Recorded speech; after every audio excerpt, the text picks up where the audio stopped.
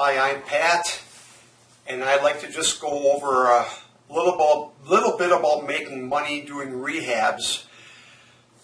First of all, when you're purchasing real estate for a rehab, the three most important things anytime you buy real estate: location, location, and location.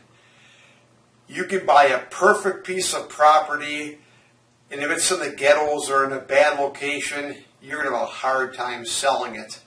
For instance, a $40,000 piece of property in my city of Sheboygan, Wisconsin would sell probably for about $150,000 in Salt Lake City, Utah.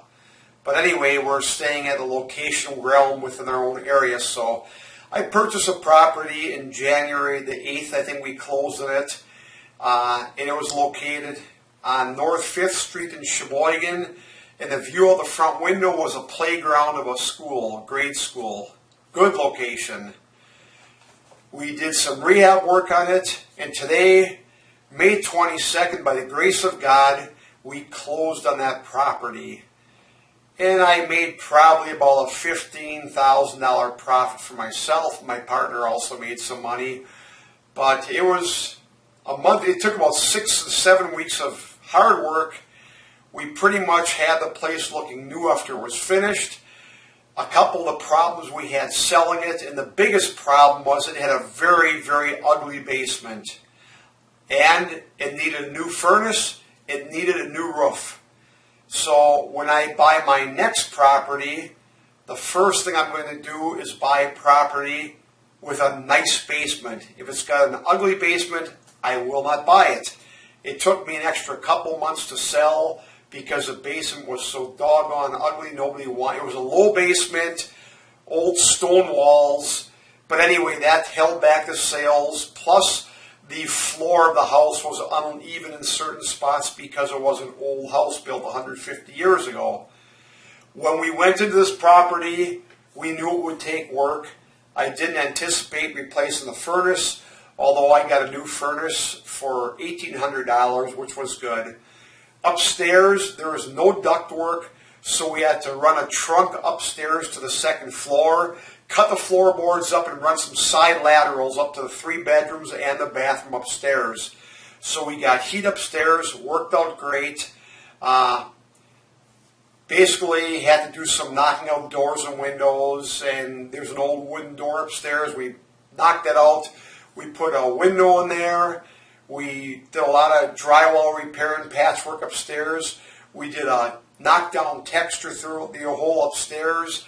All new flooring upstairs and down, except for the one bathroom had laminate flooring. We left that. The kitchen floor had ceramic tile. We skim coated the kitchen floor, the tile, so it was smooth. We put down new vinyl. We also replaced all the bottom cupboards. We moved the sink.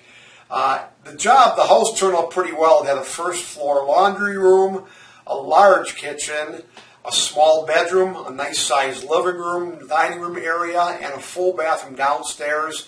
Then you go up the stairs, you'd have 3 small bedrooms. We actually had to do a lot of work to put a bathroom up there. There was a partial bathroom, but we put a new tub in. There was no toilet. We added a toilet, the sink. So it turned out pretty well.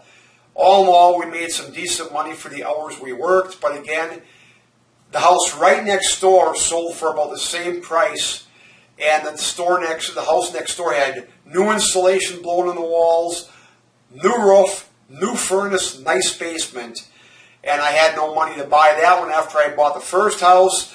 But that house next door, I could have put maybe $3,000 to $5,000 into it. Sold it probably within 30 days for a $15,000 profit. But again, I didn't know it was available for sale at the time. So again, you can rehab houses, but number one, if you're in a house with a basement, be sure it's got a nice basement. Very important, look at the roof. This roof on this house cost me almost $6,000 to replace. Roof is very important. If you do a rehab, you probably want to have a house with a good roof. That's the largest expense. Also, be sure the house has a good foundation. When I look at a house, if the basement foundation is cracking or caving in, I'm not interested in buying it. A foundation repair gets very expensive. I also try and make sure that the house has a dry basement. A wet basement is almost as bad as an ugly basement because it renders it useless.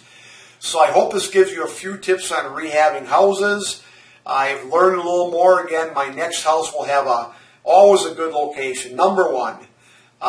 Number two, it's got to be for the right price so you can work on it for 4 to 6 weeks, turn a good profit. And again, it's got to have at least one bathroom. It should have a 2-car garage, a nice sized backyard.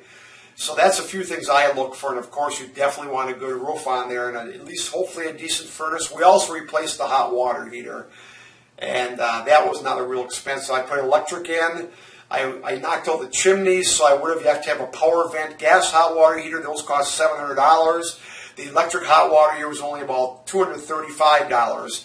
If I lived in the house myself, I'd certainly want a gas hot water heater, but for resale, I didn't want to invest the extra money. And again, it all turned out well in the long run anyway. We held it from January, February, March, April, May. We held it for about just over 4 months was a total turnaround time, so not too bad.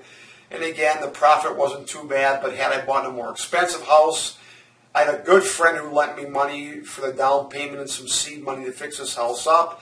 If it weren't for that, I couldn't have done it. So thank God for good friends, and it worked out well. So I hope this helps you. Any questions, post them, and I'll try and answer them. God bless and have a good day.